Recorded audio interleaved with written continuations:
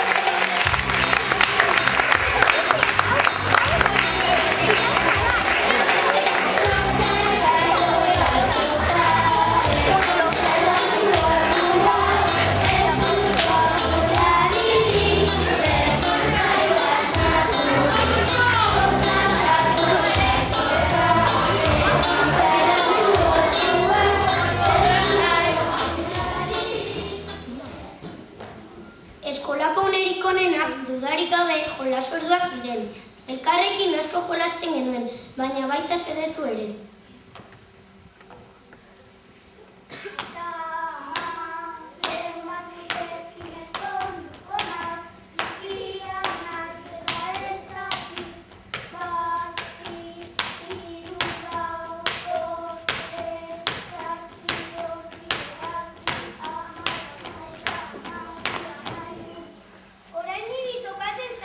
Seguro santo gehiago egingo ditudala.